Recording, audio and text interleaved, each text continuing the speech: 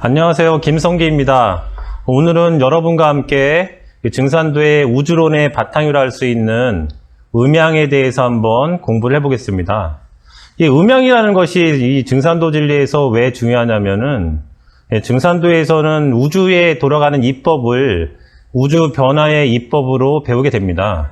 그 바탕이 음양론이기 때문에 음양론에 대한 전문적인 진리의 기본 바탕이 되어 있지 않으면은 우주론을 이렇게 공부할 때 그냥 공부하는 것으로 끝나고 내 것이 되지 않는 경우가 너무나도 많았습니다. 그래서 오늘 이 시간에는 음양이 무엇인지를 여러 가지 사례를 통해서 한번 제대로 배워봐서 여러분들이 앞으로 더 이렇게 상향된 우주론을 배울 때 좀 더 이해가 잘 될 수 있도록 기초적인 음양에 대해서 한번 배워보는 시간입니다.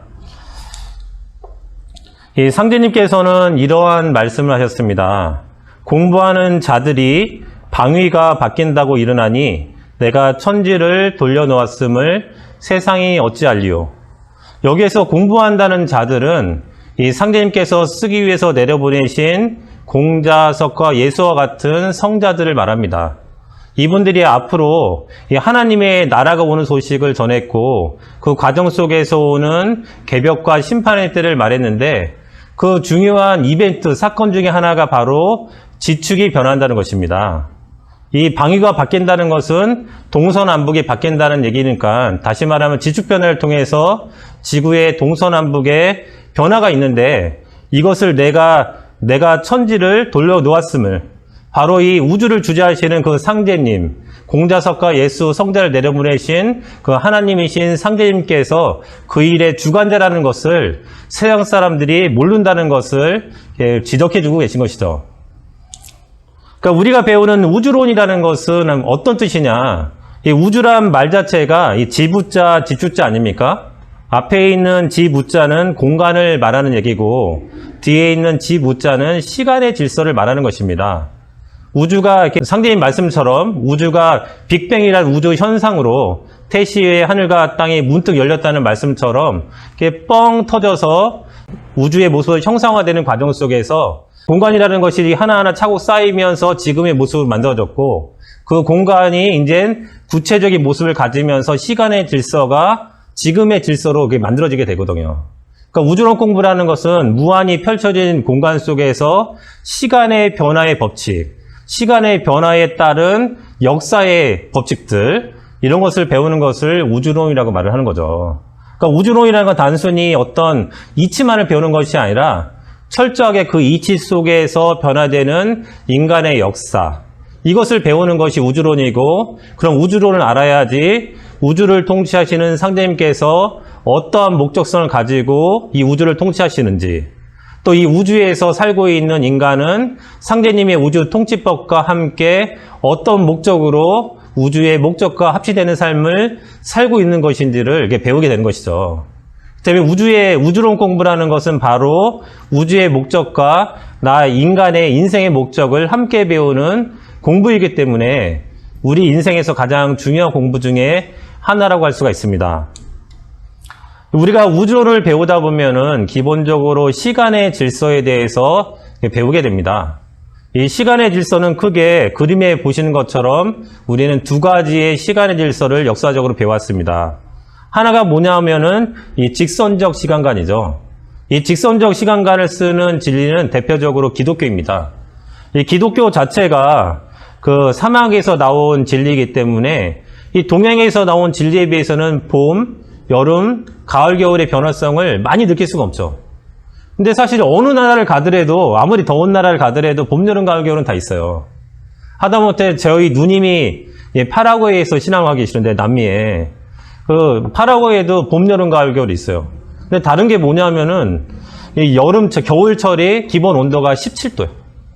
17도고 여름에는 40도가 넘어간다 그러더라고요. 그러니까 우리와 같은 어떤 가장 춥고 가장 더운 시간은 다르지만 그 나라 안에서도 그 계절에 맞는 봄, 여름, 겨울은 있거든요. 더 놀라운 게 뭐냐면은 영상 17도인데 파카를 입어요. 그리고 겨울 옷을 입어야 되는 겨울 옷을 입고 겨울 이불을 덮어야지 감기가 안 걸리는 거예요. 그게 똑같은 거죠, 사실 알고 보면. 하지만 우리처럼 이렇게 겨울에는 눈이 오고 여름엔 태양빛 강렬한 이 자연환경 속에서 보는 우주의 시간의 법칙과 또 그렇지 않은 환경에서 보는 시간의 법칙은 똑같을 수는 없죠. 근데 이 이스라엘에 있었던 이 아랍 문화, 사막 문화에서는 우리보다는 좀 더 덜 시간의 변화를 느꼈기 때문에 봄, 여름, 가을, 겨울의 변화는 있었지만 우리와 같은 순환적인 시간관을 갖지 못했던 거죠. 아, 이 지구라는 것이 겨울엔 눈이 오고 모든 것이 죽은 것처럼 눈이 오고 또 봄에는 싹이 피고 여름에는 풍성하다가 가을이 되면 다시 열매를 맺고 겨울이 되면 다시 휴식하는 것 같고 이런 변화성을 크게 느끼지 못했기 때문에 이 사막 문화인 이스라엘에서는 어떻습니까? 이 직선적 시간관. 아, 우주가 창조됐고 어떻습니까? 그 과정의 끝에는 종말이라는 게 있겠구나. 그러니까 시작과 끝만 있는 것을 직선적 시간관이라고 말을 하는 거죠. 하지만 그에 반해서 동양은 어떻습니까? 오늘의 변화와 내일의 변화, 또 1년의 올해의 변화와 내년의 변화, 이런 환경의 변화, 순환을 배웠기 때문에 이 동양에서는 직선적인 시간관뿐만 아니라 어떻습니까? 아, 시간이라는 것은 변화하지만 계속 순환을 하고 있는 것이구나 하는 것을 자연적으로 배우게 되는 것이죠. 하여튼 그런 것처럼 이런 직선적 시간관에서는 지금과 같은 우리와 같은 순환적인 개념을 많이 갖고 있을 수 없기 때문에 어떤 것이 시작됐으면 끝이 맺는 것처럼 하나 모든 것을 둘로 이렇게 나누는 이원론적인 시간관을 가지게 된 거죠. 뭐 예를 들어서 선과 악, 뭐 재와 벌 이런 식으로 극단적이죠 대부분. 그렇기 때문에 이 직선적 시간관을 갖고 있는 진리는 어떻습니까? 포용성이 좀 떨어지는 거예요. 반면에 어떻습니까? 우리와 같은 이 동양에서 나온 진리들은 어떻습니까? 모두가 이 순환적인 자연의 순환성을 잘 느끼는 진리였기 때문에 아, 오늘과 내일이 다른 것 같지만 변화가 있구나. 올해와 내년이 같은 것 같지만 뭔가 변화가 있구나. 그래서 일정한 방향과 일정한 목적으로 흘러가는 거구나 하는 것을 알게 된 것이죠. 그렇기 때문에 이런 직선적인 시간관에서는 어떻습니까? 인간의 문제도 뭡니까? 태어나면은 뭡니까? 심판을 받아 죽는 거예요. 그래서 천상세계에서 사는 거죠, 그냥. 지옥에 가든 천국에 가든. 하지만 동양에게는 어떻습니까? 동양에서는 자연은 순화하기 때문에 그 자연 안에서 사는 인간조차도 어떻습니까? 아, 윤회라는 것이 있는 거구나. 한 번의 삶이 있는 것이 아니라 또 하나의 인간의 목적을 실현하기 위해서 다시 인간으로 태어나는 윤회라는 것이 있는 거구나 하는 것을 자연적으로 진리적으로 알게 되는 것이죠. 그러니까 우리가 어떤 자연의 어떤 질서 속에서 내가 자라오고 성장에 따라서 뭡니까? 내 가치관, 진리적인 생각이 변하게 되는 것이죠. 그러니까 이건 옳고 그름의 문제는 아닌 것 같아요. 자연을 어떻게 더 깊이 세밀하게 보느냐의 문제에 따라서 진리를 보는 눈도 크게 달라질 수 있다는 것을 말해주고 있습니다. 하지만 증산도의 어떤 시간관이라는 것은 우리가 그림 밑에 있는 것처럼 단순히 일상적으로 반복만 하는 그런 게 시간관은 아닙니다. 그럼 어떤 시간관이냐면은 하나 반복을 할 때 어떠냐면은 항상 뭡니까? 점점 발전하고 있는 이 순환하되 뭡니까? 나선형으로 발전하는 시간관이에요. 왜? 모든 만물이라는 거 어떻습니까? 오늘이 똑같고 내일 생활이 똑같고 그 다음날의 생각이 똑같다면 어떻습니까? 사람이라는 것은 우울증에 걸리게 되죠. 변화가 없기 때문에. 우울증에 걸린 인간과 만물은 어떻습니까? 결국에는 살아남을 수가 없고 종말을 맞이하게 되죠. 그렇기 때문에 항상 인간이 이렇게 항상 새롭게 인간의 역사를 구비해왔다는 건 뭐냐면 뭔가 새로움을 추구했다는 거예요.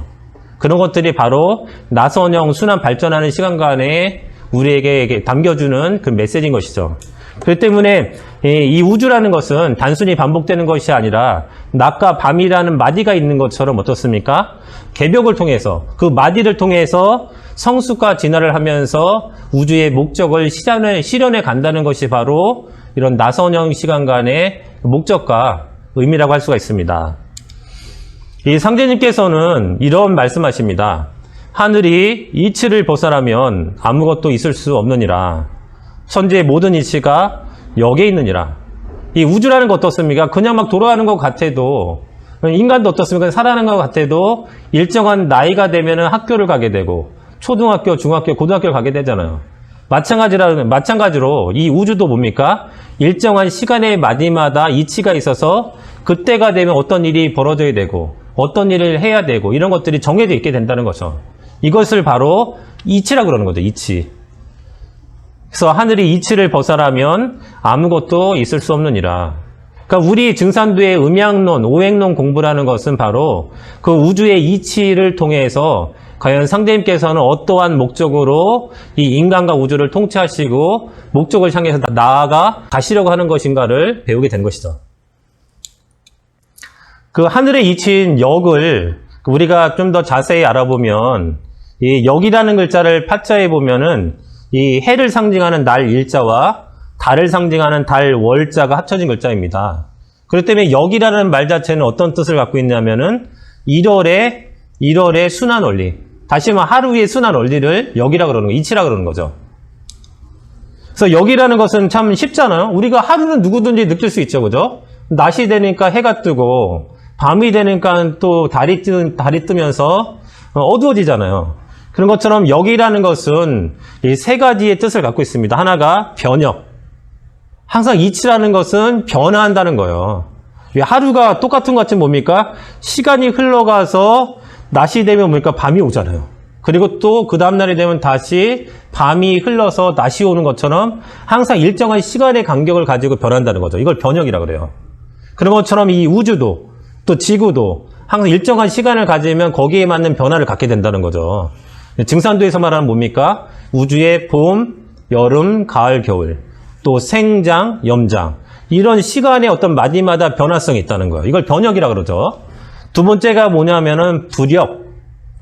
그런 그 변화의 이치가 이렇게 바뀌지 않는다는 거예요. 그 말은 뭐냐면은 일정하다는 거예요. 하루의 변화도 일정한 시간을 가지고 변하는 것처럼 이 우주와 인간의 인생도 어떻습니까? 일정한 시간이 되면은 변화한다는 거예요. 세 번째가 뭐냐면은 이 역자가 앞에 붙게 되면은 이때는 시울 이자로 읽게 됩니다. 이간이라고 그러죠. 이간. 이간이라는 건 뭐냐면은 하루의 변화 누구든지 쉽게 이해가 되잖아요. 지구의 1년도 봄, 여름, 가을, 겨울도 한번 지내보면은 쉽잖아요. 변화가. 아, 봄에는 만물이 낳는구나. 아, 여름에는 만물이 성장을 하는구나. 아, 가을이 되니까 낙엽이 지면서 열매를 맺네. 아, 겨울이 되니까 모든 것이 죽은 것처럼 휴식을 하는 거구나 하는 것을 알 수 있지 않습니까? 이것을 이간이라 그러는 거죠. 아, 우주의 입법이라는 것은 알고 보면은 너무나도 쉽구나 하는 것을 이렇게 말해주고 있습니다. 사실 음양의 변화라는 것은 알고 보면 너무나도 쉬워요. 이 그림이 바로 음양의 변화를 쉽게 그린 건데요. 동양의 성자인 이 공자께서는 이런 말씀하셨습니다. 이름, 일양지, 위도. 이름 한 번 음하고, 일양 한 번 양하고, 위 일컬을 위자거든요. 그러니까 한 번 음하고, 음이라는 것은 하루의 변화로 보면은 밤을 뜻하는 거예요. 일양이라는 것은 하루의 변화로 말하면은 낮을 뜻하는 거죠. 그러니까 한 번은 밤이 오고, 한 번 낮이 오는 그 변화를 일컬어서 도라 그런다. 그러니까 하루의 변화를 제대로 이해해도 그 사람은 도를 알게 된다는 거예요. 그러니까 너무나도 쉽다는 거죠. 그런 것처럼 이 공자는 또 이런 말씀하셨습니다. 근치 저신하고 원치 저물하라. 가까이 진리를 찾을 때는 내 몸에서 찾아보고 멀리 멀리서는 저 우주에서 찾아보면 그 입법이 다르지 않고 똑같다는 거예요. 우리가 방금 전에 찍어봤던 오라컴이라는 사진을 보면 어떻습니까? 내 몸에는 오장육부가 있는데 그 오장육부가 겉으로 드러날 때에는 얼굴에도 있고 또 손에도 있다는 거예요. 그래서 손에도 오장육부가 있어서 손을 통해서 손에서 나오는 파장, 이 파동을 찍으면 뭡니까? 그 손가락마다 오장육부가 배속되어 있기 때문에 손가락을 찍지만 실제로 몸 안에 있는 오장육부의 상태가 그대로 색으로 찍힌다 이거예요. 그러니까 똑같은 거죠, 변화가. 그러니까 어떤 사람은 하루의 변화를 통해서 이 우주의 진리를 깨닫는 사람이 있고 어떤 사람은 죽을 때까지 철학 공부하고 뭐 공부하고 뭐 공부해서 우주 예법까지 공부했는데 하나도 깨닫지 못하는 사람이 있어요. 굉장히 다른 거죠. 그러니까 어떤 이해도가 다른 것이 있을 수도 있고 봅니까? 그 사람이 또 인연줄이 그것뿐이 되지 않기 때문에 그게 이해가 또 되지 않는 거예요. 그런 것처럼 우리가 이 그림에서 보면은 그럼 음양이라는 게 뭐냐? 이 그림을 보면 어떻습니까? 음이라는 것은 한마디로 뭐냐면 통이라는 가정이에요. 통이라는 게 뭡니까? 수축해서 뭔가 하나로 돌아가려고 하는 거예요. 하나의 점으로. 또 양이라는 건 뭐냐면은 분열하는 과정이에요. 분열하는 게 무엇입니까? 자기의 몸을 계속적으로 이렇게 분해하는 거죠. 분해가 가벼운 상태에서 계속적으로 확장이 되는 거예요. 팽창한다 그러죠, 그거를. 그래서 양이라는 것은 다시 말하면 통일과 분열. 분열과 통일을 뭡니까? 시간의 순서에 따라 흐름에 따라서 계속적으로 모양을 바꿔가면서 반복한다는 거예요. 이것을 바로 양이다 이렇게 말을 하는 거죠. 그러니까 음양 공부가 어떻게 보면 되게 쉬워요. 어떤 사물이 하나의 모습으로 귀결되면 그걸 음이라 그러는 거구나. 또 어떤 사물이 계속적으로 분열해서 자기의 모습을 없애버리면은 양이라 그러는 거구나 하는 것을 알 수가 있는 거죠. 그래서 우리가 학교에서 배우면은 물리 시간인가 과학 시간에 뭘 배우냐면은 절대 온도라는 걸 배워요. 그죠? 어떤 물체를 절대 온도 마이너스 273도씨로 냉각을 시키면 뭡니까? 지구도 따뜻해진다는 거잖아. 이걸 음이라 그러는 거야. 이런 과정을. 근데 우리가 양이라는 건 뭡니까? 우리가 학생이라서 이제 담배를 안 피겠지만 담배를 피면 어떻습니까? 처음에는 담배 연기가 보이다가 일정한 시간이 되면 퍼져서 이제 보이지 않는 과정을 겪게 되잖아요. 이걸 양이라 그러는 거예요. 그러니까 어쩌면 이게 쉽게 이해할 수 있는 게 자연의 한 부분의 변화인 것이죠. 그래서 우리가 음양론을 공부할 때 가장 잊어먹지 말아야 될 게 뭐냐면은 음이라는 것은 통일, 수축해서 통일하는 모습, 양이라는 것은 분열해서 팽창하는 모습이구나. 이것을 꼭 잊지 말아야 되는 거예요. 이걸 잊지 않은 상태에서 오늘 공부를 계속 하다 보면은 음양이라는 것이 어떤 의미를 갖고 있는지 우리 모두가 함께 공부해 볼 수가 있습니다.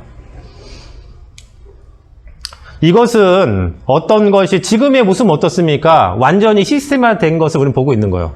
봄, 여름, 가을, 겨울도 정론화되어 있고 또 하루의 변화도 완전히 시스템화되어 있는 우리는 자연의 변화를 보게 되는데 이 우주라는 것이 처음부터 그렇게 딱 규칙적으로 돼 있었던 건 아니죠. 그 때문에 이 우주는 어떻게 처음의 모습에서 지금의 모습으로 변화가 완성됐는지를 말하는 것이 뭐냐면은 지금에 보고 있는 이 그림입니다.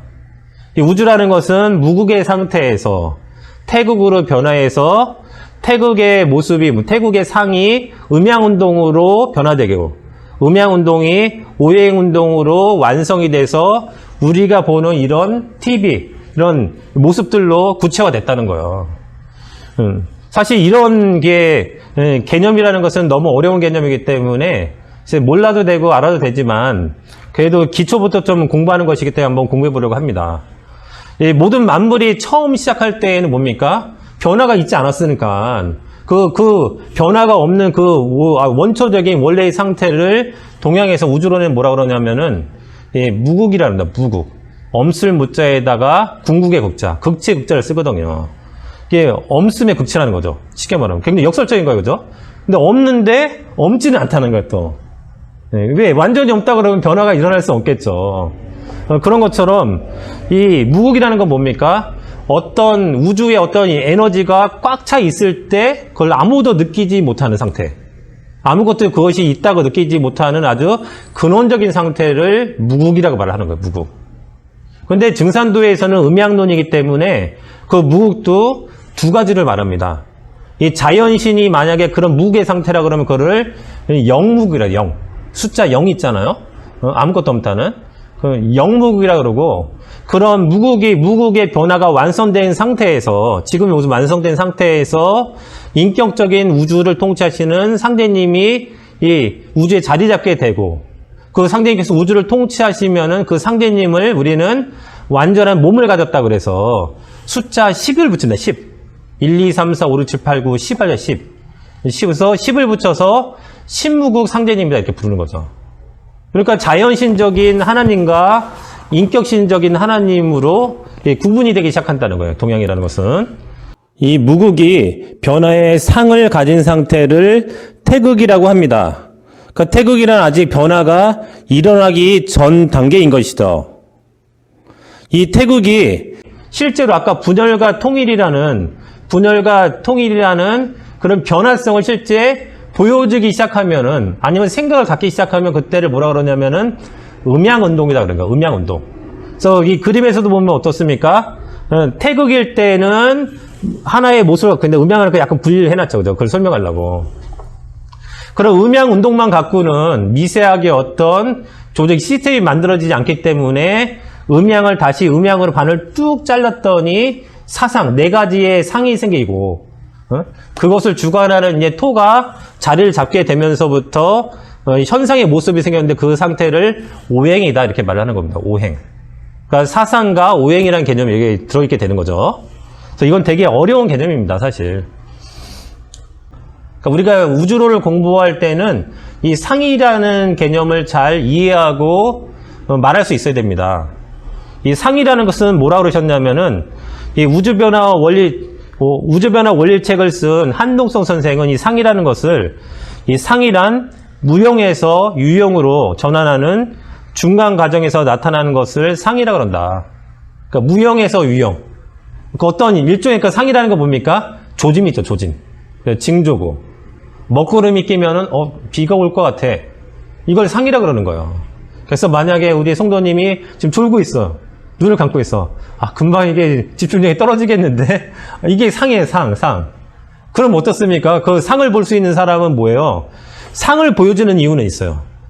이 환단고기에서도 환웅천왕 또 당군성조 같은 이런 한 나라를 통치한 통치자들이 뭡니까? 이 수행을 통해서 하늘로부터 신교를 받아내려서 신교를 상이라고 그러는 거예요, 상. 그럼 어떻습니까? 앞으로 어떤 일이 일어나니까 너 대비를 해라. 이러고 가르쳐 주는 거 아닙니까? 그러면 그 상을 먼저 깨달은 사람은 뭡니까? 보는 데서 그치지 않고 어때요? 현실에서 어떤 일을 준비하고 있어야 되는 거예요. 비가 올 것 같으면은, 제방을 잘 쌓아야지. 홍수가 나니까. 그래야지 백성들이 피해 입지 않을 거 아닙니까? 그게 상을 보는 사람의 그게 뭡니까? 일종의 의무인 거, 의무. 증산도 신앙인처럼 우주 일련을 배우고 우주변화 원리를 배우고 상념 진리를 통해서 개벽이 오는구나. 앞으로 개벽이 올 때는 많은 병이 돌아와서 사람들이 죽게 되는 거구나. 그럼 우리는 상을 배우는 거 아닙니까? 진리적으로. 그러면 나는 뭘 해야 되지? 어떻게 사람을 살려야 되지? 그런 유형적인 활동을 해야지 그 사람이 상을 알게 되는 의미가 있는 것이죠. 그래서 우주변화 원리책에서 한동선 선생은 뭐라고 그랬냐면은 이 우주의 상을 볼 수 있는 사람을 성인이라고 그런다, 성인. 그러니까 공자석과 예수 같은 성인들은 뭡니까? 앞으로 미래의 상을 받잖아요. 종말의 상, 심판의 상. 그럴 때 뭘 한 겁니까? 적극적으로 세상에 나가서 사랑을 해야 됩니다. 자비를 가져야 돼요, 그죠? 그래서 뭡니까? 죄를 짓지 않아야지 앞으로는 개벽계 상전을 만나고 후원을 받을 수 있으니까 그런 적극적인 봉사를 하게 된 것이죠. 우리 증산도의 도생들도 마찬가지인 것이죠. 이 종도사님께서는 그런 상제님께서 내려주신 그런 진리를 가지고 뭡니까? 우리에게 끊임없이 우리가 무엇을 해야 되는지 그 상을 아는 사람으로서 신교를 받은 사람으로서 무엇을 해야 되는지 끊임없이 가르쳐주고 있는 그런 지도자이신 것이죠. 그래서 저는 우주변화 원리책에서 상을 볼 줄 아는 사람을 성인이라고 그런다 이 말씀에 되게 충격을 받았어요. 그런 거구나. 우리가 그냥 안다는 것을 끝나면은 안다는 것이 아무런 의미가 없는 것이구나 하는 것을 그때 배우게 됐습니다. 그래서 이 우주라는 것은 아까 작은 것의 변화와 큰 것의 변화가 같다 그랬잖아요, 그죠? 우리가 우주변화 원리를 좀 더 깊이 이렇게 공부하다 보면은 오운, 육기라는 것을 이렇게 배우게 됩니다. 오운이라는 것은 하늘의 변화고 육기라는 것은 땅의 변화예요. 그래서 오운과 육기가 또 반으로 뚝 잘라서 음양운동을 하게 되면은 오운이라는 것은 10개가 되기 때문에 그걸 천간, 10간이라 그러고 육기라는 것을 반으로 뚝 잘라서 음양변화를 하면은 12개가 되기 때문에 그걸 12지지라 그럽니다. 12지지. 천간과 12지지라고 말을 하는 거예요. 천간과 지지라고 말을 하는 것이죠. 짧게.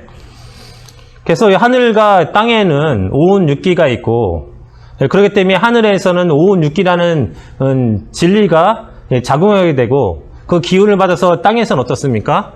그러니까 하늘에서는 오운, 육기 입법으로 작용하게 되고 이 땅에서는 5대양 6대주로 현실화되게 되는 거죠.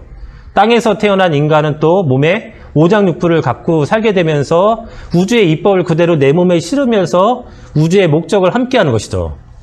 그러니까 이치가 같다는 건 뭐냐면은 목적이 같다는 거예요. 그러니까 그것을 아는 것이 되게 중요한 거죠.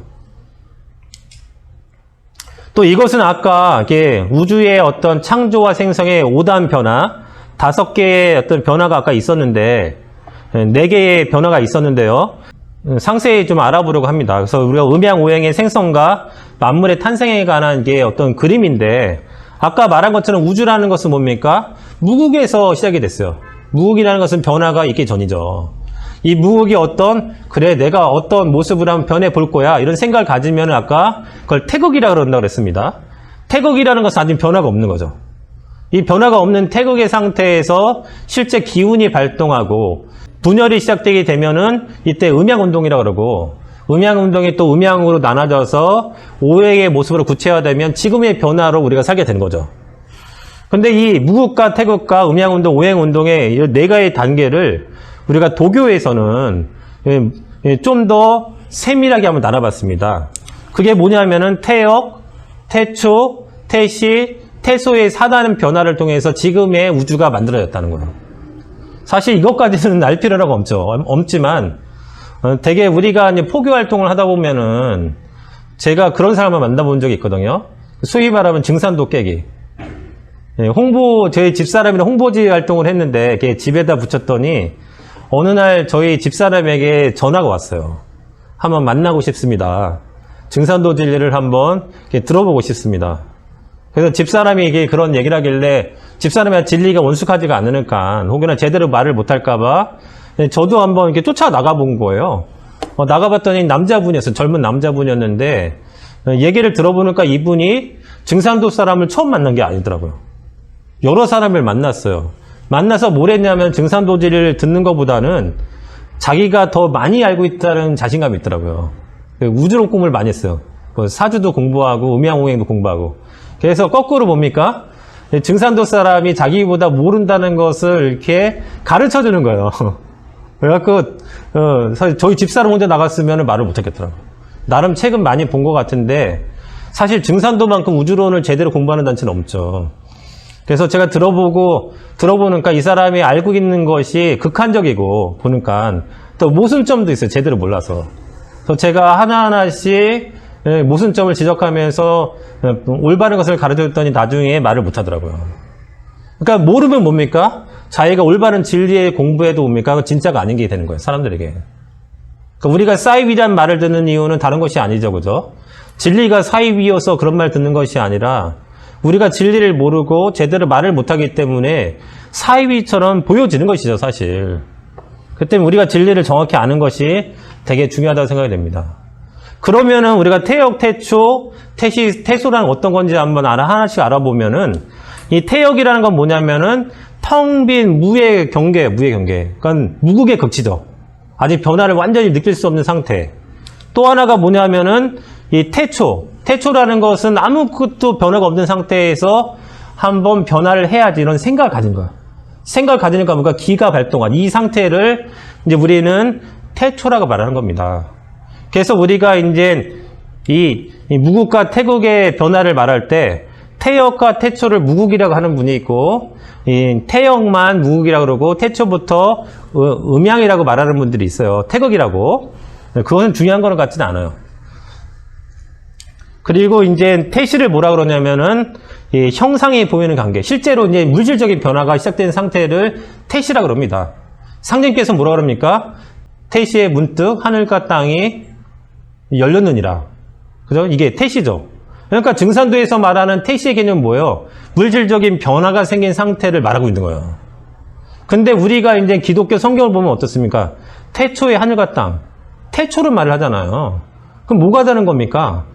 저는 이게 성경 공부를 하면서 왜 성경에서는 태초란 말을 쓰고 왜 상제님께서는 태시란 말씀하셨을까?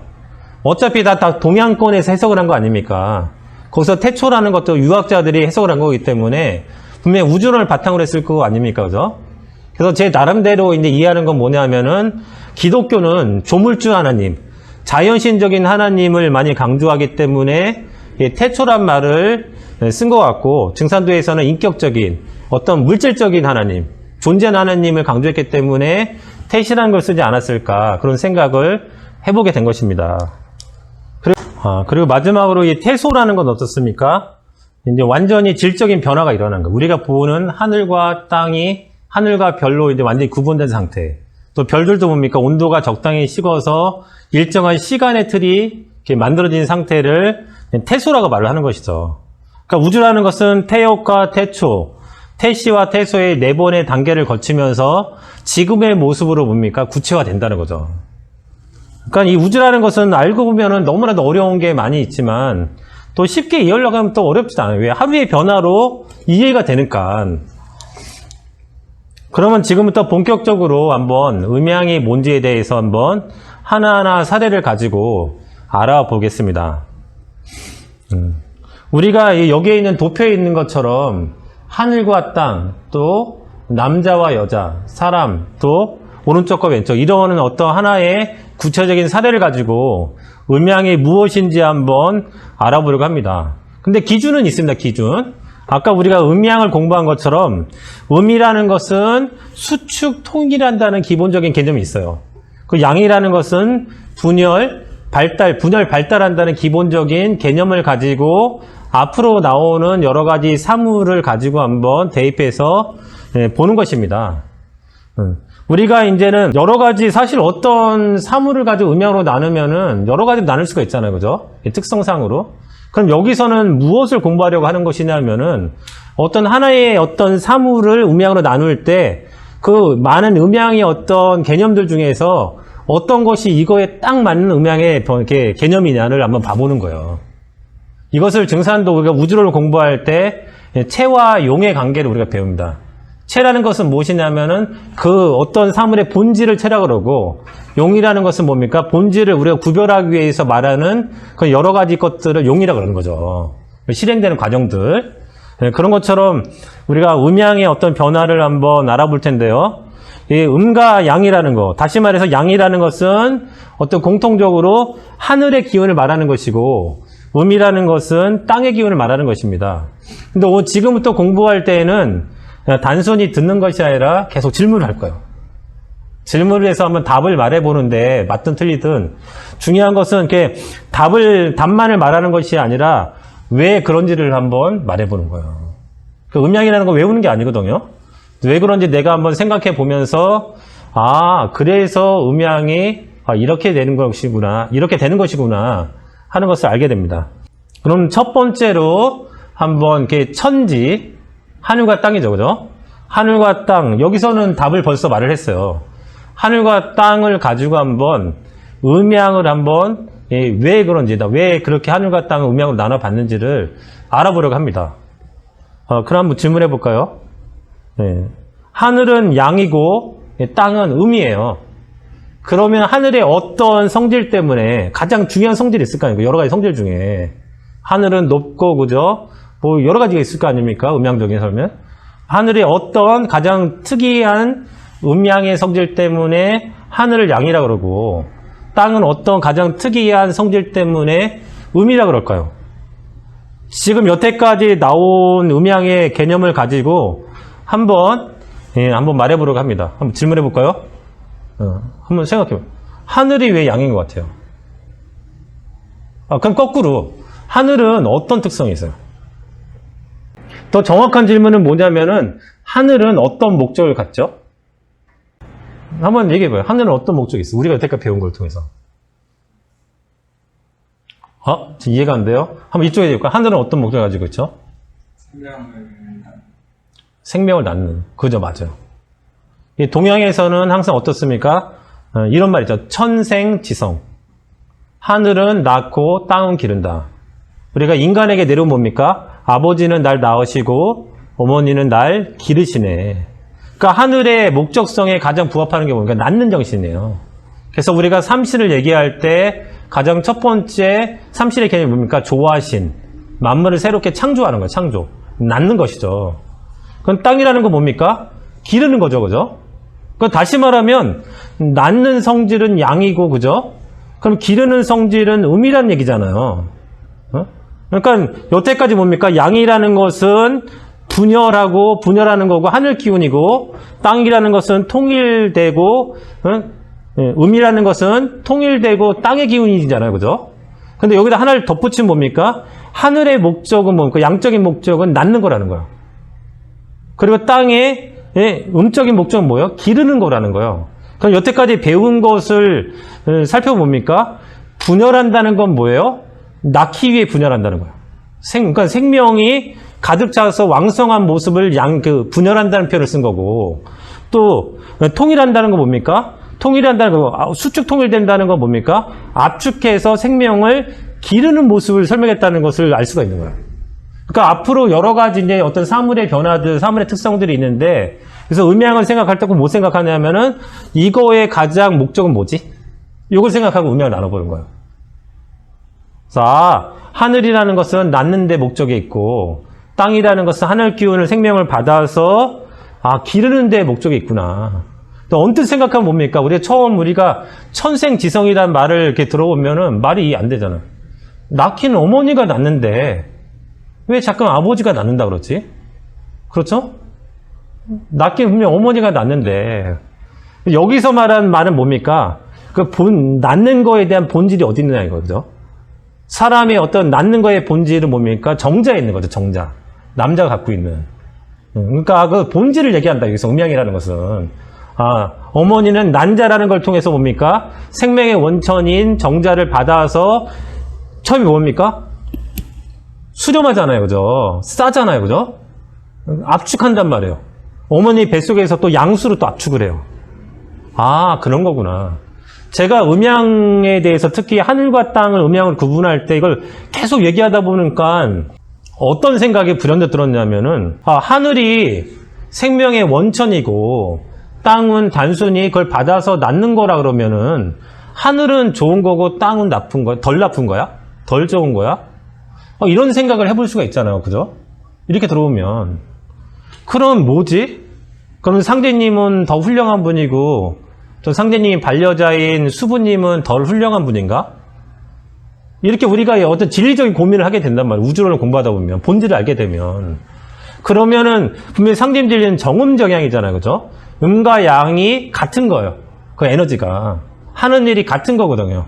역할이 다를 뿐이지 그 하는 양은 같다는 거예요. 그죠?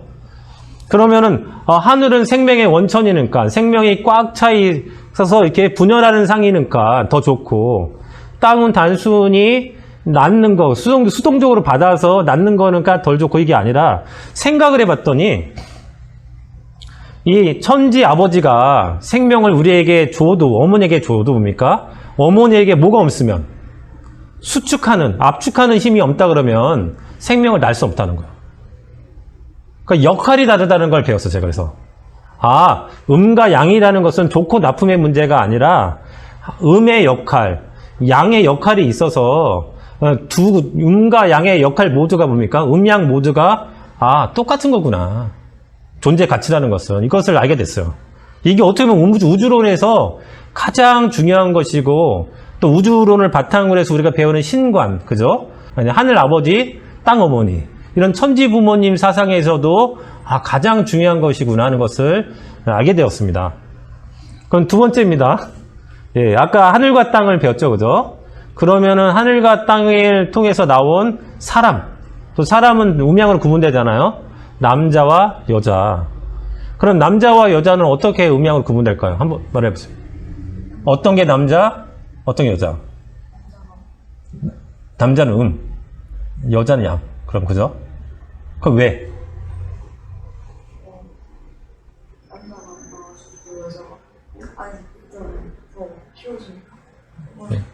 남자는 낳고 여자는 키워주니까. 여태까지 들은 게 거꾸로 가고 있어요. 그죠? 네. 그럼 한번 여기 해봐요. 어떤 게 음과 양이에요?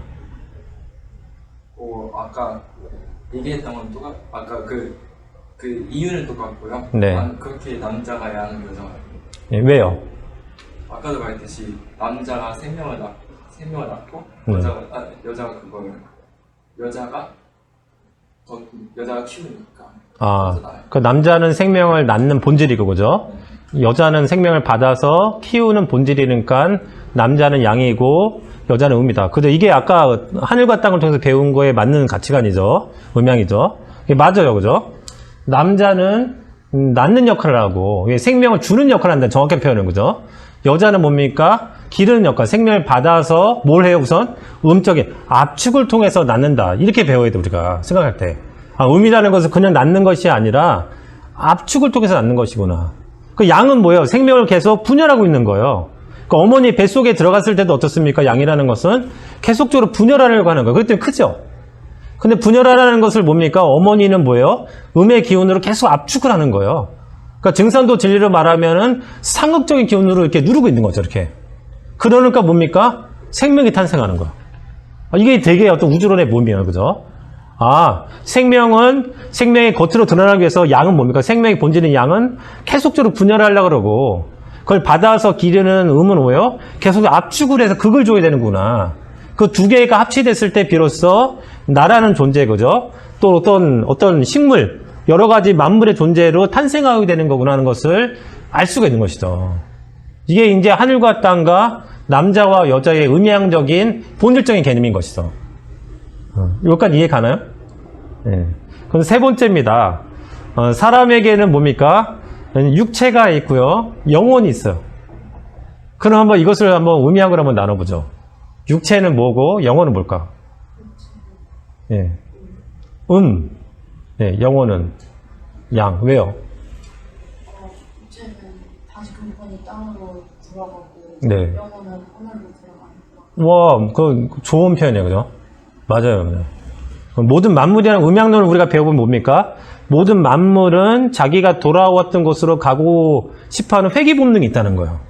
그게 음양론의 하나의 또 맛이죠, 그죠? 지금 표현은 아주 적절했어요, 음양을 볼 때. 근데 우리가 여기 앞에 이 순서를 만든 것은 뭐냐면은 음양이 하나하나씩 밝혀짐에 따라서 뭡니까? 그걸 활용하라고 지금 만들어 놓은 거, 활용하라고. 예. 한번 여기서는 볼까요? 그러면 사람과 똑같아요? 또 다른 표현이 있나요? 육체는 음이고 네. 영체는 양인데 네. 일단 영이 하늘로 올라가면 신명이 되는데 그 네. 명자가 밝은 명자. 네. 그렇게 일단 예, 잘 알겠습니다. 아직은 정확히 모르겠네요, 그죠? 근데 우리가 여기서 음양을 나눌 때 틀린 말은 없어요. 예, 왜 자기 생각이 음양적으로 사고를 갖고 말했으니까 대부분 맞는 말인데 우리가 여기서 음양을 공부할 때는 무엇을 자꾸 알려고 하는 거냐면은 사람에게는 육체와 예를 들어서 영혼이 있단 말이에요. 그럼 육체와 영혼이 음양으로 구분한다 그러면은 그 구분할 수 있는 본질적인 주제는 뭔가 이걸 한번 알아보는 거예요. 근데 앞에 있는 거를 전제로 자꾸 알아보는 거죠. 그럼 사람이라는 것은 육체와 영혼으로 혼으로 나눠져 있는데 그러면은 아까 하늘과 남자라는 것은 생명의 원천이라 그랬잖아요, 그죠?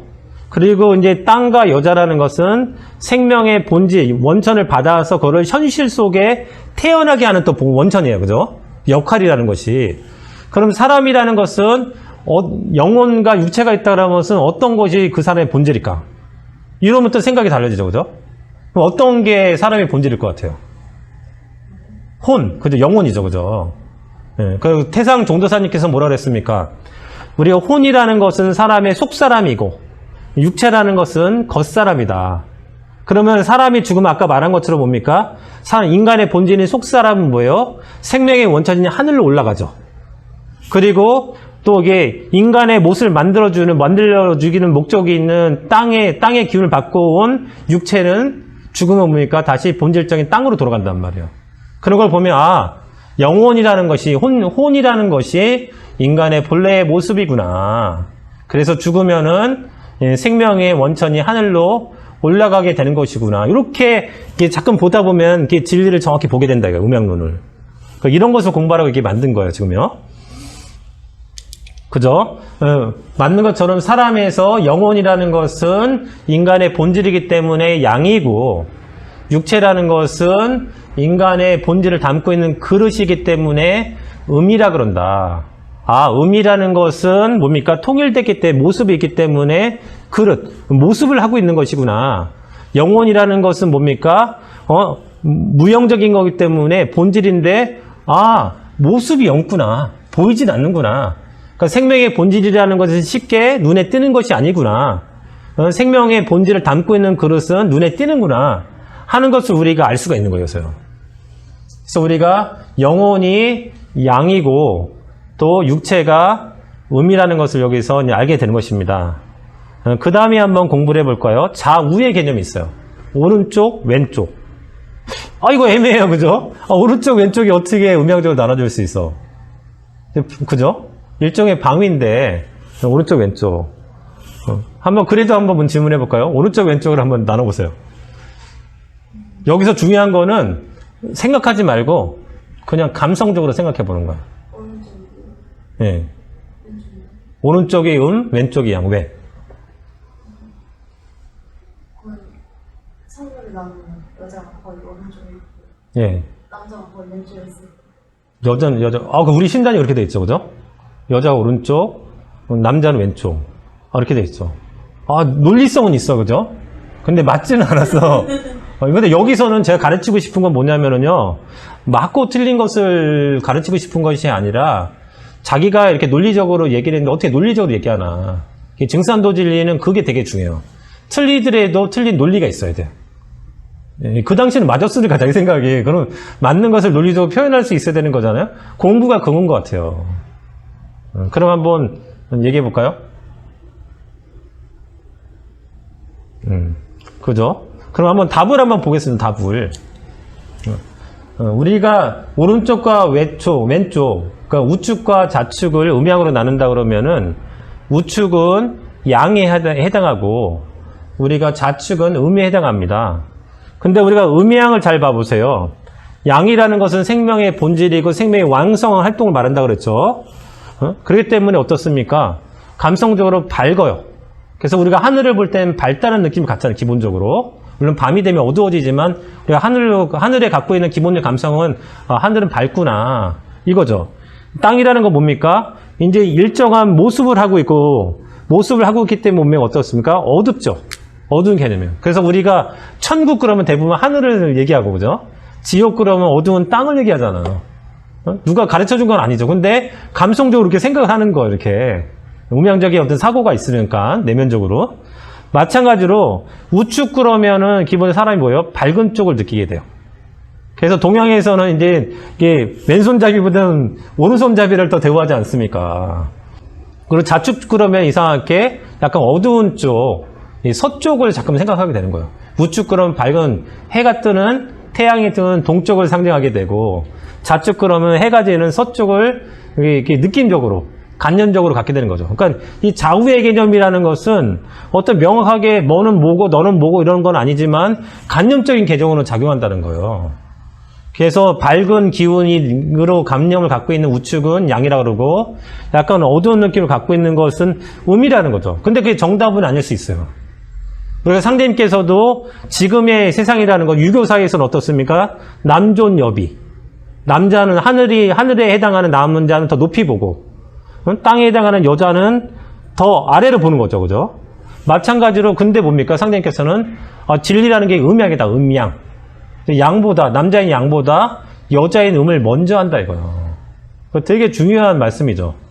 그래서 우리가 문명이 탄생할 때도 여자가 우두머리가 된 모계사에서 탄생한다 이거예요. 그래서 우리가 환단고기를 공부하다 보면은 뭘 배우냐면은 이 고대 국가의 성립 요건이 있다는 거예요. 그 첫 번째가 뭐냐면은 모계사회였냐를 본다는 거예요. 모계사회냐 그게. 모계사회가 아니고 부계사회면 뭡니까? 아주 고대 사회가 아니라는 거예요 이게. 좀 더 이제 고대 사회에서 좀 더 앞에 온 근대적인 사회라는 거죠. 그런 것처럼 이렇게 좌우의 개념을 음양으로 한번 이렇게 봐봤습니다. 그리고 다섯 번째가 뭐냐면은 밝게요. 밝은 것과 어두운 것. 요건 좀 느낌적으로 쉽죠? 그럼 밝은 것은 양일까요? 음일까요? 양, 그죠? 그럼 어두운 것은 음이에요. 그럼 왜 그런 것 같아요? 예. 그냥 밝은 건 양, 어두운 건 그죠? 뭐 그것도 맞는 말이에요. 그죠? 틀린 말은 아니에요. 그럼 왜 그런 걸까요? 아까 양이라는 건 뭡니까? 분열하니까 분명히 분열한다는 개념이니까 음인 땅의 개념이 땅에 비해서 뭡니까? 높은 데 있는 거야. 점점 올라가는 거니까. 땅이라는 건 통이라는 건 어때요? 계속적으로 하늘에 비해서 압축돼 갖고 모양을 만드는 거예요.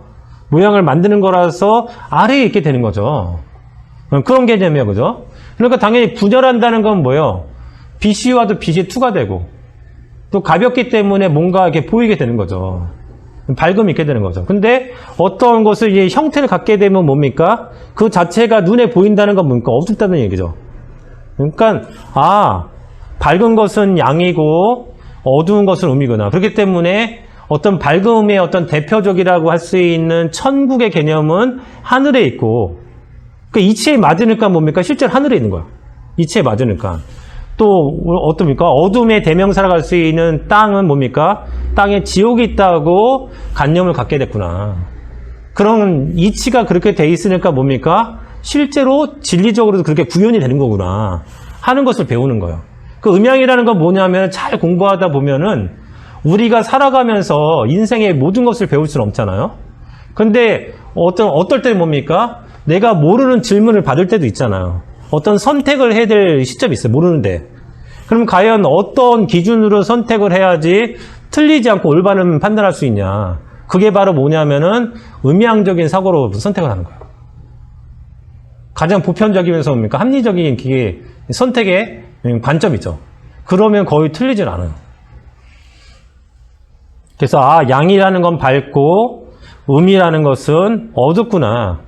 그 전에 제가 하나 더 얘기해보고 싶은 건 뭐냐면은 양이라는 것은 분열한다고 그랬어요.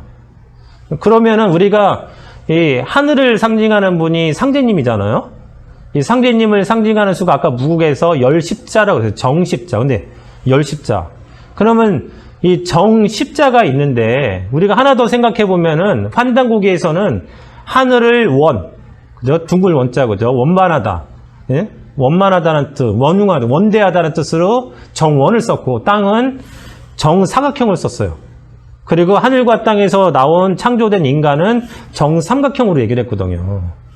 그러면은 하나님을 상징하는 수는 열십자니까 열십자가 그런 중심점을 중심으로 회전을 한다 그러면 어떤 도형이 나오겠어요? 정원이 나오겠어요. 정원. 그러니까 하나님을 상징하는, 하나님의 정신을 상징하는 도형이 정원인 거예요. 원. 그러면 정원은 평면적이지 않습니까? 이 평면적인 원을 우리가 입체적으로 갔어요. 중심점을 가지고. 그럼 뭐가 되겠어요? 동그란 공 모양이 되겠죠. 그러니까 생명이 가득 찬 것은 뭡니까? 공 모양을 하고 있어요.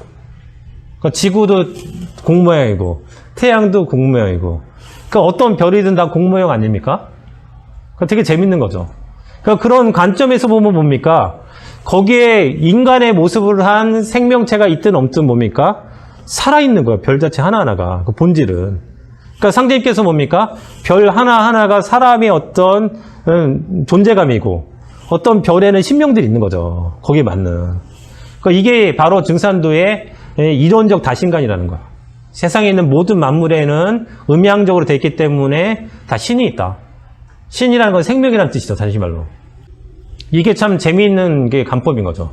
그래서 제가 음양의 특성을 설명할 때 하나 예를 드는 게 뭐냐면은, 예를 들어서 우리가 설거지 할 때 쓰는 고무장갑 있어요. 5손가락.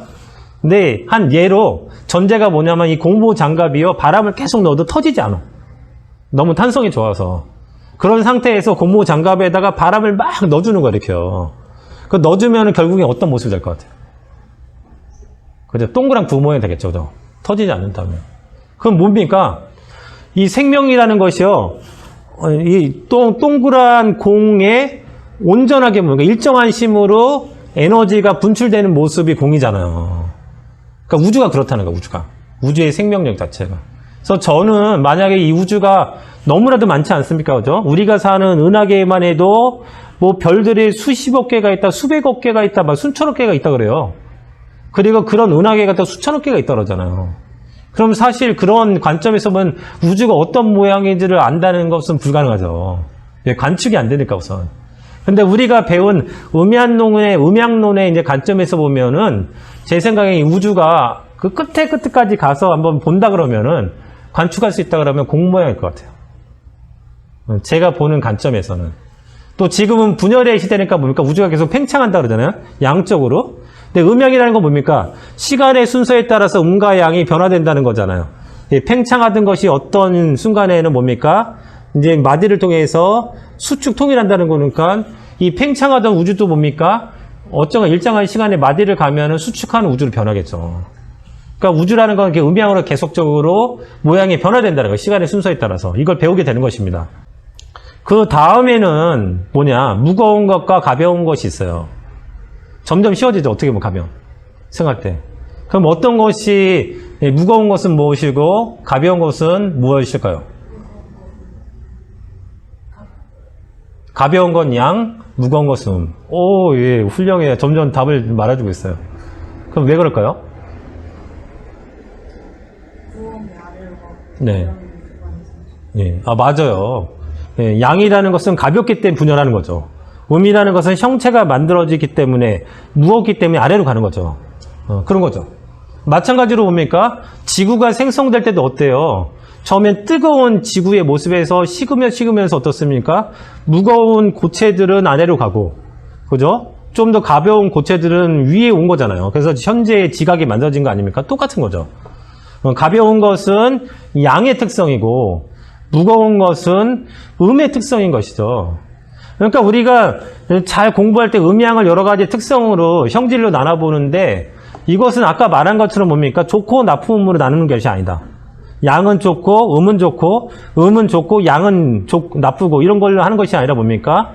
음의 역할은 뭐고 양의 역할은 뭔지를 가지고 공부하는 거예요. 음양론이라는 것은.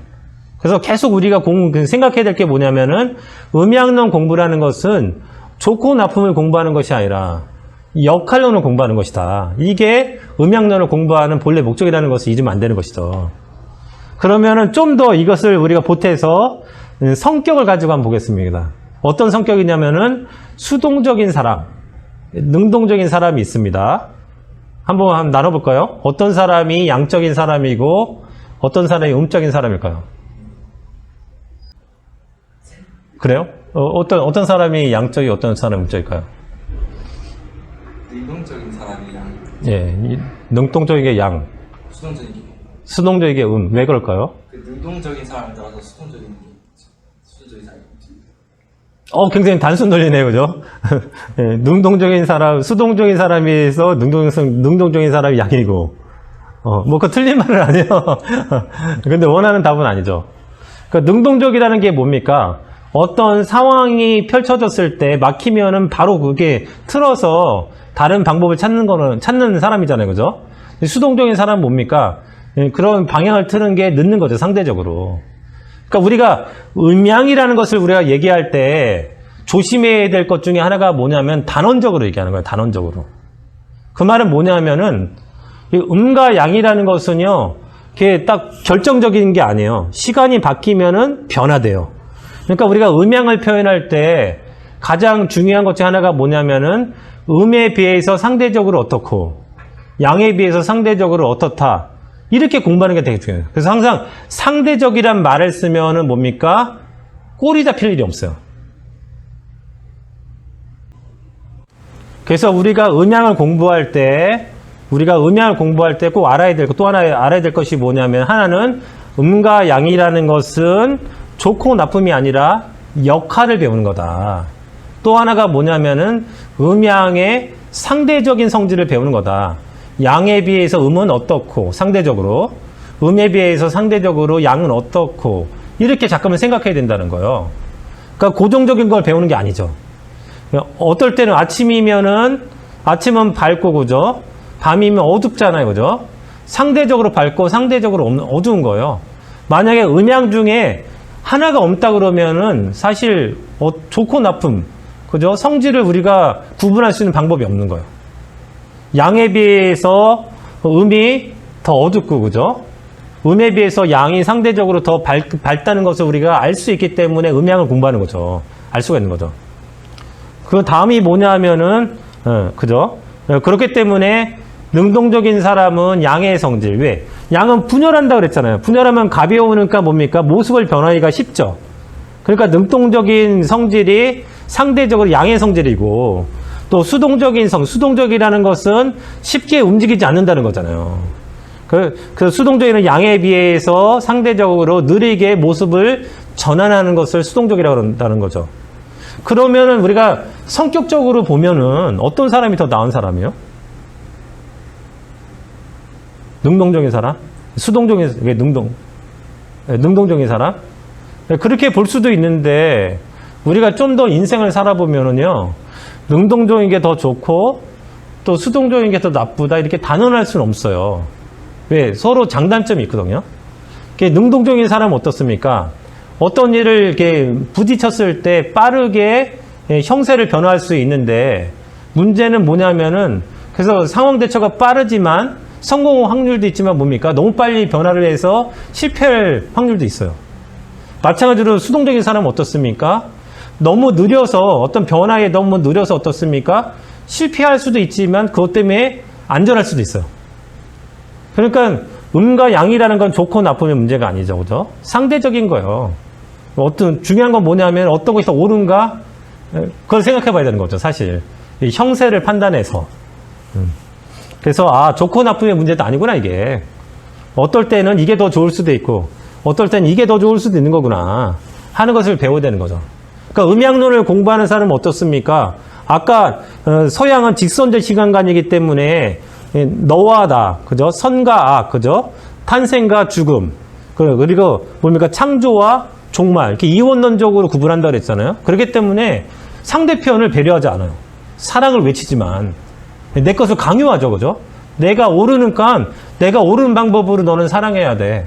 이걸 가르치는 거예요. 불교에도 사랑이 있고 또 이슬람교에도 사랑이 있을 수 있잖아요, 진리적으로.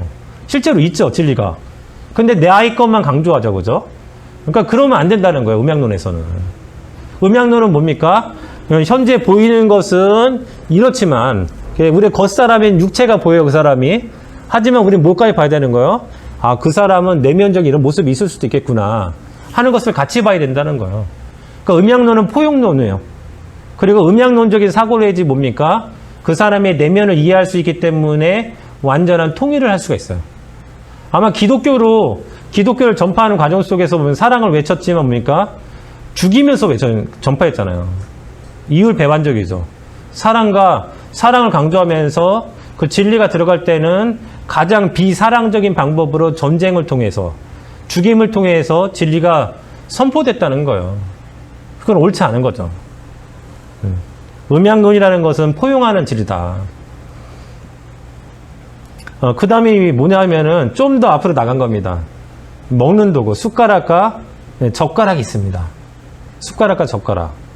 이거 되게 재밌죠?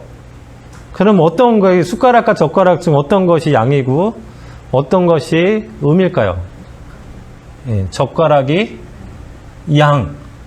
그러면 숟가락이 음이네요, 그죠? 왜요? 두 개로 하고 숟가락 하나로 하고. 약간 맞진 않아요. 여기 한번 나눠보죠. 숟가락과 젓가락 중에 한번 음역을 나눠보세요. 숟가락이 양이고 젓가락이. 왜요? 숟가락은 숟가락 그 양은 네. 그 양 혼자서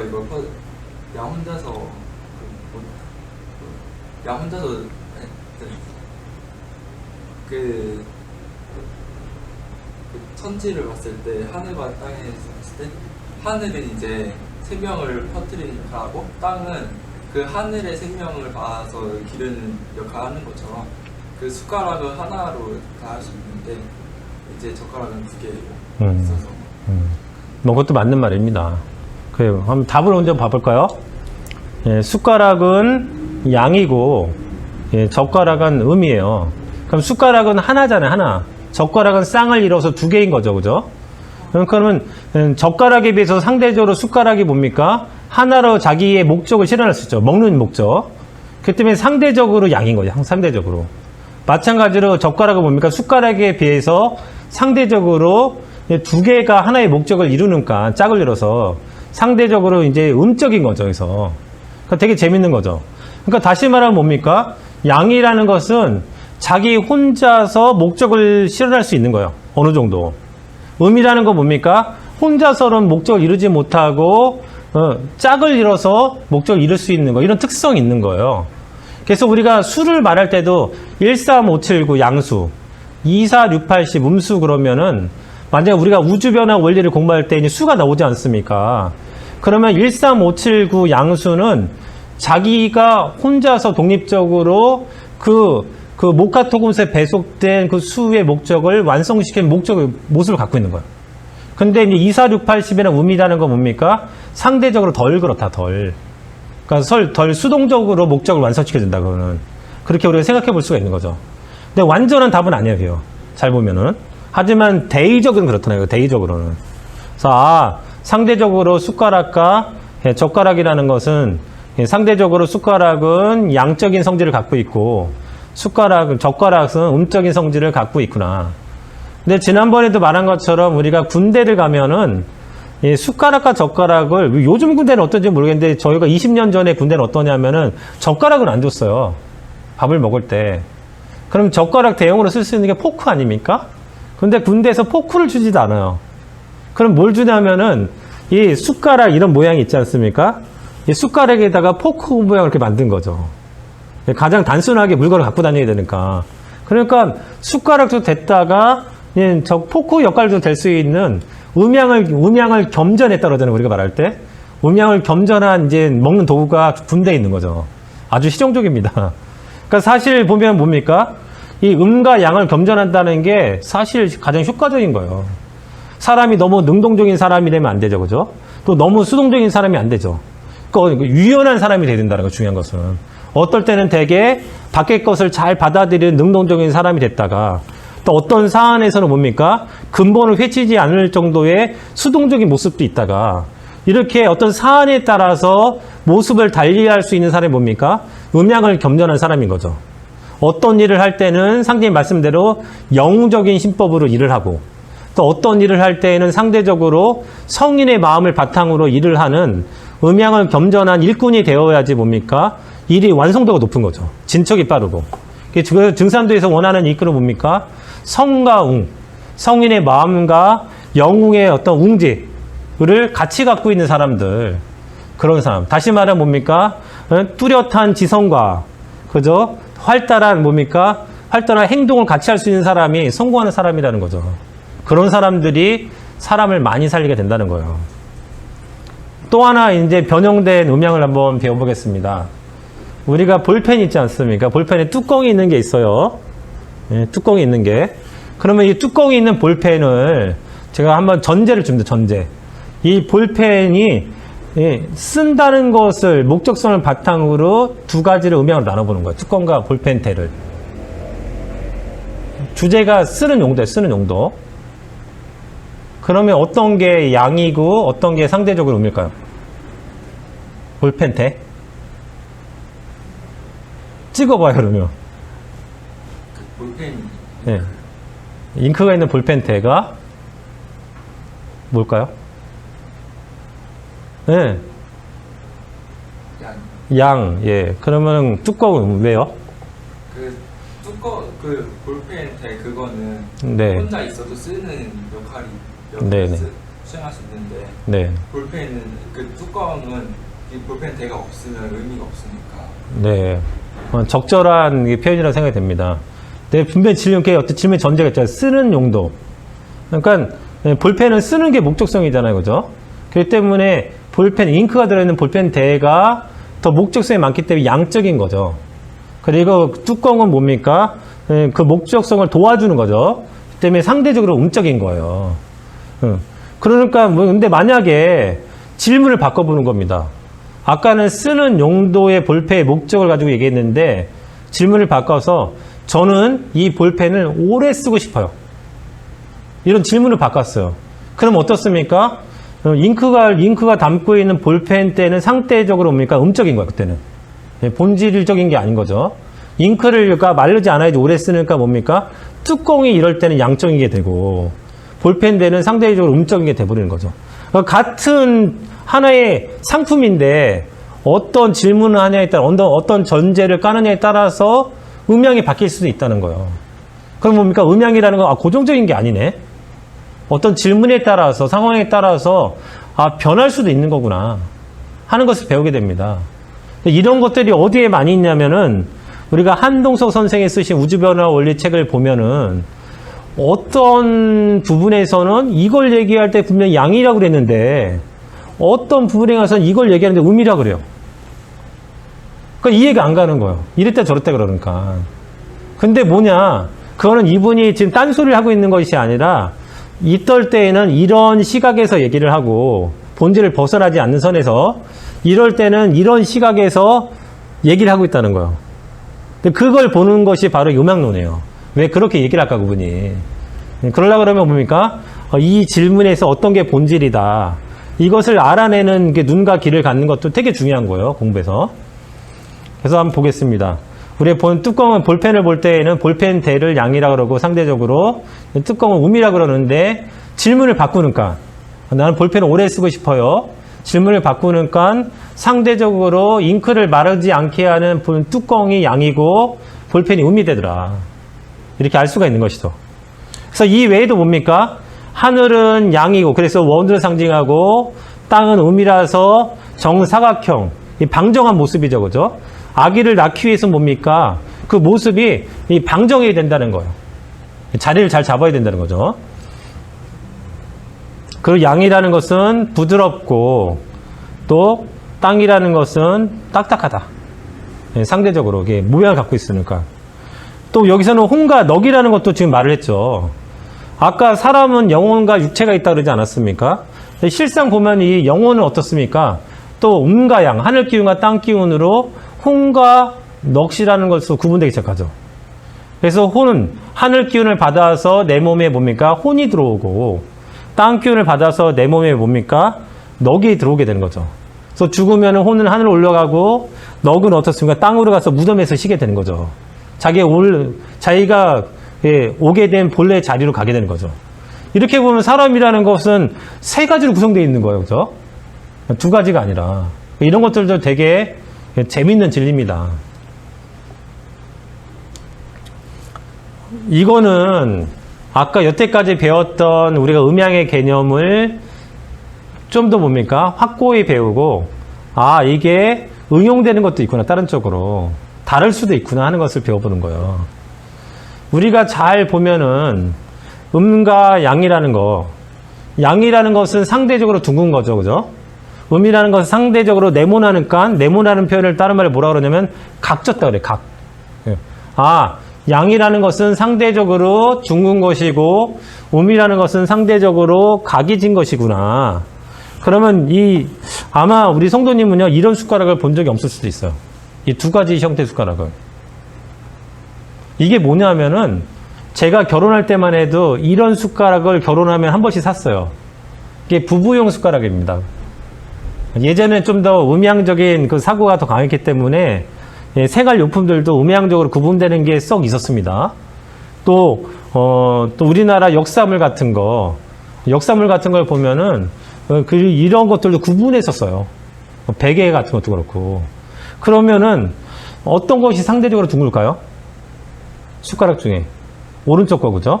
오른쪽 게 상대적으로 둥글죠. 그리고 왼쪽 건 상대적으로 각이 져 있죠. 그렇기 때문에 어떻습니까? 오른쪽 게 남자 여자로 하면 어떤 사람 거겠어? 예? 여자. 남자 거죠, 그죠? 상대적으로 둥그르고 양이니까. 그리고 왼쪽 거는 뾰족하죠? 상대적으로 각졌으니까 여자 거예요, 여자 거. 이게 되게 재밌는 거죠, 그죠? 음양이라는 게 되게 재밌어요. 근데 왜 우리가 이걸 잠깐 공부하냐면, 동양이라는 것은요, 사실 역사의 전개자가 가정을 보면은, 음양론이 현실화돼서, 그 공자가 뭘 했냐면은, 예법으로 만들었어요, 예법. 그러니까, 진리를 가지고 하늘의 제사 지내는 예법, 또 인간 대 인간의 관계성의 예법, 이런 것을 만들어낸 거예요. 그래서 음양론을 정확히 모르면은, 인간 세상에서 뭔가 하고 있는 정확한 예법을 모를 가능성이 많아요. 근데 마찬가지로 우리가 사람이 결혼하면은 이런 부부용 숟가락을 가지고 결혼하게 되는데, 그래서 상대적으로 둥근 숟가락을 남편이 쓰고 상대적으로 각진 숟가락을 여자가 쓴단 말이에요. 그래서 우리가 하나 알아야 될 게 우리가 아는 것이 뭐냐면은 상제님과 태모님의 어진과 진영이 있어요. 그러면은 잘 보셨는지 모르겠는데 상제님 어진의 산의 모습과 우리 수부님 진영에 있는 태모님 진영에 있는 산의 모습이 달라요. 어떻게 다릅니까? 그죠? 상대님의 어진에 있는 산은 상대적으로 끝이 둥근 산이에요. 그죠? 동양에 있는 산의 모습이에요. 그리고 수부님의 진영에 있는 산은 보니까 상대적으로 뾰족한 각진 모습이죠. 서양에 있는 산의 모습입니다. 음양론적으로 구분했다는 걸 알 수가 있죠. 그럴 때. 그럼 마찬가지로 이런 지금은 우리 도장에서 이런 한벌이 있거든요. 상님 태모님 거. 그럼 어떻습니까? 우리가 제사를 지내요. 제사를 지내면은 어떤 걸 할아버지 거에 둘까요? 그죠? 상대적으로 둥근 숟가락을 할아버지에게 모시고, 그러면 도장에서는요, 상대적으로 둥근 것을 상대님께 모셔야 되는 거죠. 상대적으로 뾰족하고 각진 것을 수부님에게 모셔야지 예법에 맞는 거예요. 그 예의를 모르면 어떻습니까? 이제 뭔가 이제 불편해지기 시작한 거죠, 이제는. 그러니까 선배라는 건 뭘 알아야 되는 거예요? 우주론을 알아서 우주론이 결정판인 예법을 정확히 알아야 되는 거예요. 그래서 우리가 하나를 이제 배워봤고, 두 번째 보이는 게 뭐냐면은 제가 그림을 잘 못 그려서 대략적으로 이제 PPT 안에서 그린 건데 베개예요, 베개. 남자와 여자의 베개. 그러면 아까 상대적으로 둥근 것이 양이라 그랬고, 그죠? 그게 남자를 상징한다 그랬고, 상대적으로 각진 게 음을 상징하고 여자를 상징한다 그랬습니다. 그러면 한번 어떤 게 남자 베개고 어떤 게 여자 베개일까요? 동그란 게 남자, 각진 게 여자 거죠, 그죠? 여태까지 배운 거는. 근데 답이 틀려, 이럴 땐. 이제부터 응용하는 거예요. 그래서 이게 답이라는 게 뭡니까? 딱 정해진 게 아니라는 거예요. 어떠한 그 현상에 따라서 그게 다르게 쓰일 때도 있다, 음양론이. 결과론적으로 말하면은 상대적으로 둥근 베개가 여자의 베개예요. 그리고 상대적으로 각진 네모난 베개가 남자의 베개예요. 여태까지 배운 음양론하고 전혀 안 맞죠. 그럼 왜 그런 거냐? 우리가 음양이라는 걸 정명할 때 이런 말을 쓰면, 음양의 특성 중에서 음양 호근이다. 호근. 음양이 서로 호자. 서로 호자에다가 이게 그다음에 뭐냐면 뿌리 근자를 쓴 거야. 뿌리. 서로 뿌리를 두고 있다. 그렇기 때문에 뭡니까? 만약에 이 베개라는 게 어떤 용도에 쓰는 것입니까? 잠잘 때, 그죠? 잠잔다는 게 뭐예요? 에너지를 충전할 때. 그러니까 그 뭡니까? 상제의 말씀에 도금 동양이면 만사불승이다. 그러니까 음과 양이 서로 떨어져서 만나지 못하면 뭡니까? 결국엔 이게 죽게 된다는 거죠. 사람으로 말하면.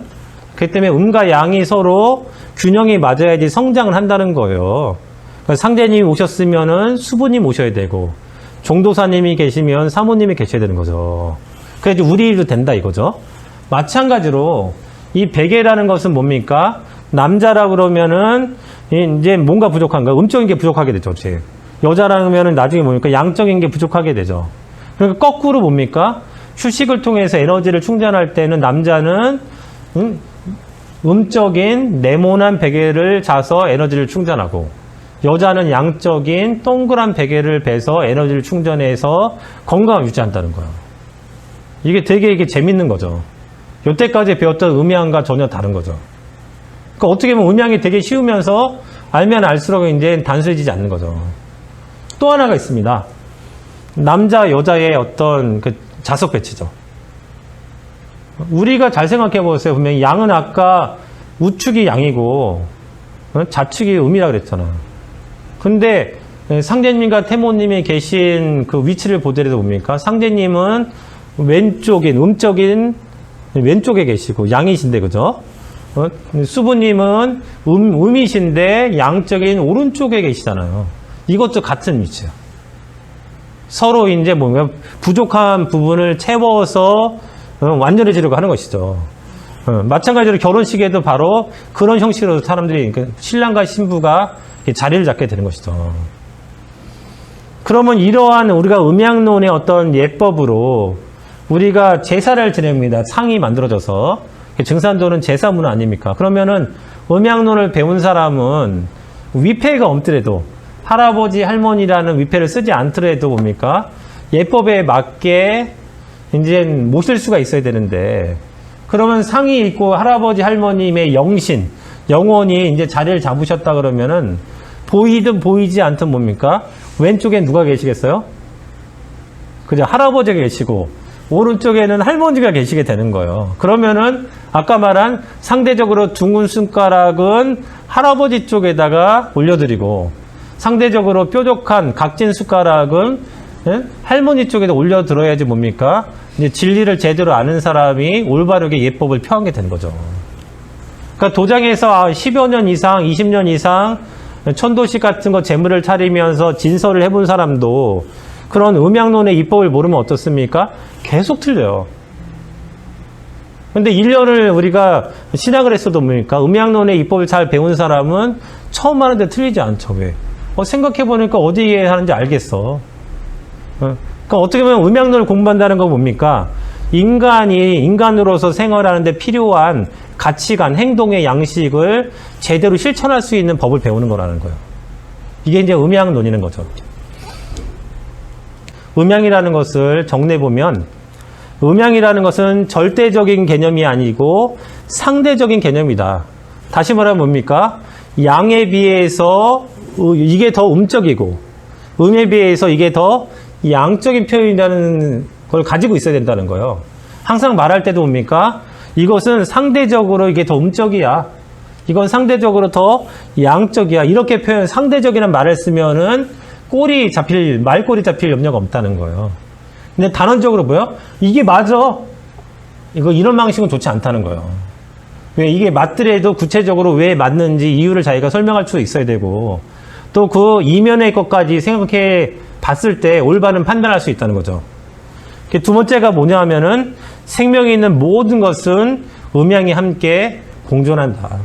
중도사님께서는 저 죽어있는 바위에도 신명이 있어서 비를 맞으면은 입을 벌리면서 좋다 그러면서 입을 이렇게 물을 마신다는 거예요.